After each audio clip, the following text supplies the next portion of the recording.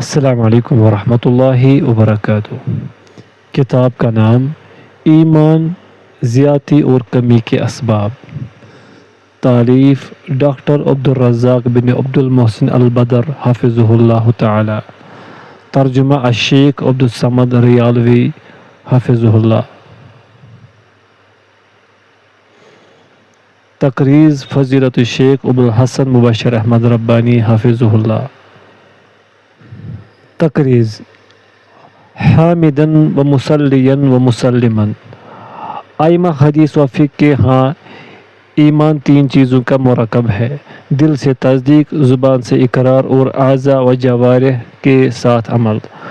اور عمل ایمان کی تکمیل کے لیے ہے۔ جیسے جیسے انسان کے اعمال صالحہ اور طاعات میں اضافہ ہوتا ہے، ایمان بڑھتا چلا جاتا ہے اور معصیت و نافرمانی کے ارتکاب سے ایمان میں کمی واقع ہوتی جاتی ہے۔ امام المحدثین و رئیس الفقہاء امام محمد بن اسماعیل البخاری رحمہ اللہ نے اپنی الجامع الصحیح میں کتاب الایمان کے شروع میں ہی قرآن حکیم کی 8 آیات سے ایمان کی کمی پیشی ثابت کی ہے اور رسول مکرم صلی اللہ علیہ وسلم کی کئی ایک احادیث اس موضوع پر مختلف ابواب کے تحت ذکر کی ہے۔ محدثین کے ہاں یہ ایک اتفاقی مسئلہ ہے۔ عمل کی اہمیت بہت زیادہ ہے، اس لیے ائمہ حدیث چھوٹے بڑے اعمال پر بھی بہت توجہ دیتے اور عوام کو ان کی ترغیب دیتے رہتے ہیں اور ایسے اسباب و وسائل ذکر کرتے رہتے ہیں جو ایمان میں اضافے کا باعث بنتے ہیں۔ اسی سلسلہ ذہبیہ کی ایک کڑی محدث مدینہ، استاد الاساتذہ، مدرس مسجد نبوی و جامعہ اسلامیہ مدینہ منورہ فضیلت الشیخ عبدالمحسن عباد حفظہ اللہ کے فرزند ارجمند محدث زمان مدرس مسجد نبوی فضیلت الشیخ ڈاکٹر عبدالرزاق بن عبد المحسن البدر حفظہ اللہ ہیں، جنہوں نے بڑے اختصار و ایجاز اور سلاست و روانی کے ساتھ عام فہم انداز میں ایمان کی زیادتی اور کمی پر زیر تبصرہ کتاب مرتب کی ہے، جو ان کے علمی جواہر پاروں میں سے ایک گوہر نامدار ہے اور ایمان کی زیادتی اور کمی کے اسباب بیان کرنے کا شاہکار ہے۔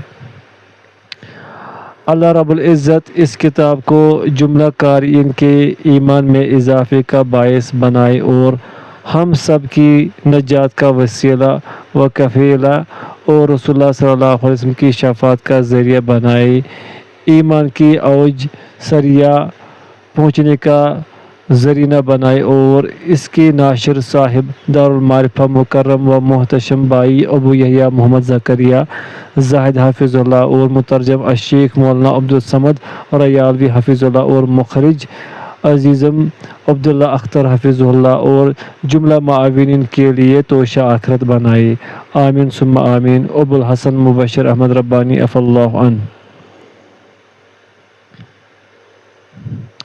مقدمہ۔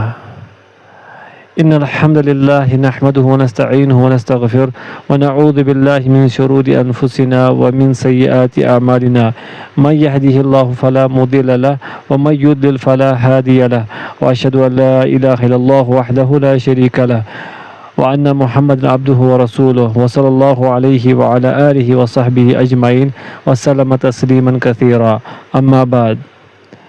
ایمان و یقین اتنا عظیم الشان اور عالی قدر مقام و مرتبہ رکھتا ہے کہ اپنی شان و حیثیت کی وجہ سے اسے کسی قسم کا کوئی فکر و اندیشہ اور خطرہ لاحق نہیں ہو سکتا، کیونکہ وہ مطلق ایک نہایت ہی اہم وجود کا مالک ہے۔ اس کی ضرورت و وجوب اور جلالت و تعظیم تمام امور سے زیادہ ضروری اور اہم ہے۔ اس کی بزرگی اور برتری اس کمال کو پہنچی ہوئی ہے کہ دنیا و آخرت کی تمام بلائیاں اس کے وجود اور صحت و سلامتی پر موقوف و منحصر ہے۔ ایمان و یقین اپنے وجود میں بہترین اور لازوال فوائد سموئے ہوئے ہے۔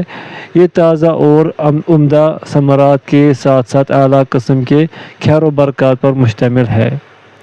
بنابر تحقیق و تکمیل کے لحاظ سے ایمان کا خاص خیال رکھنے والے لوگ اس کے حصول اور اضافے کے لیے کمر بستہ رہے ہیں اور اپنی اس رغبت و شوق میں اضافہ کر رہے ہیں، کیونکہ وہ مسلمان جسے اللہ تعالیٰ نے توفیق عنایت فرمائی ہے، اس کے لیے ضروری ہے کہ وہ اپنے ایمان کی طرف اتنی خصوصی توجہ دے جتنی توجہ وہ کسی اور چیز پر صرف نہیں کرتا۔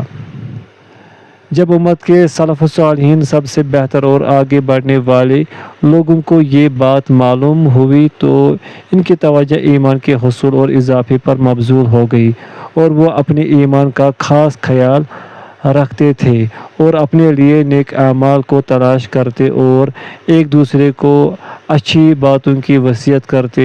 اس کے تعلق ان سے بہت سے آثار منقول ہے۔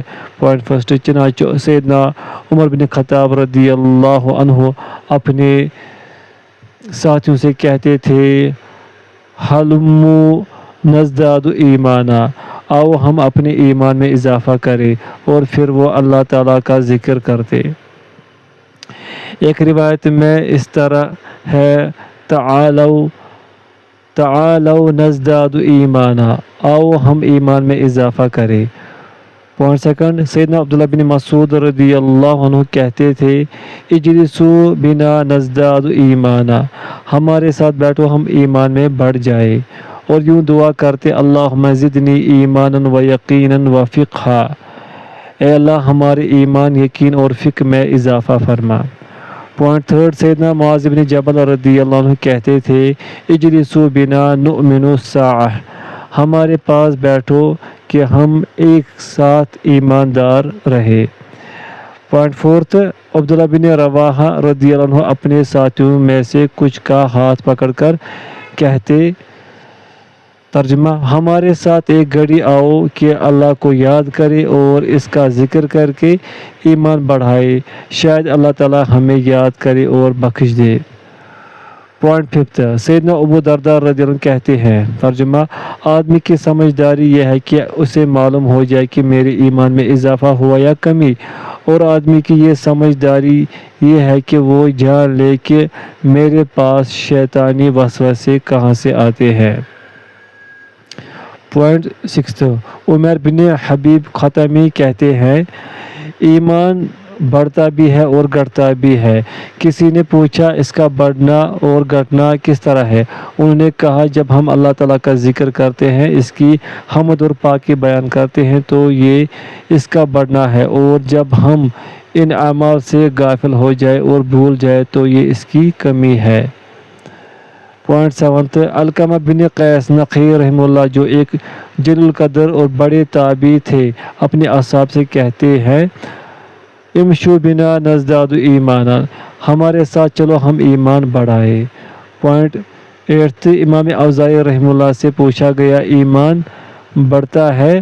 انہوں نے کہا، نعم حتی یکون کالجبال، ہاں بڑھتا ہے حتیٰ کہ بڑھ کر پہاڑ کی طرح ہو جاتا ہے۔ کسی نے پوچھا، ایمان گھٹتا بھی ہے؟ تو انہوں نے کہا، نعم حتی لا یبقی منہ شیء، ہاں گھٹتا ہے حتیٰ کہ کچھ بھی باقی نہیں رہتا۔ پوائنٹ نائنتھ، امام احمد بن حنبل رحمہ اللہ سے پوچھا گیا، کیا ایمان بڑھتا یا گھٹتا ہے؟ انہوں نے کہا، یزید حتی یبلغ اعلی السماوات السبع وینقص حتی یصیر الی اسفل السافلین السبع، ہاں بڑھتا ہے حتیٰ کہ ساتوں آسمانوں تک پہنچ جاتا ہے، اور کم ہوتا ہے کہ 7 نچلوں میں سے نیچے چلا جاتا ہے۔ اور کہتے تھے، ایمان قول اور عمل کا نام ہے، بڑھتا اور کم ہوتا ہے، جب تو نیکی کرتا ہے تو بڑھ جاتا ہے، اور جب تو اسے ضائع کرتا ہے تو کم ہو جاتا ہے۔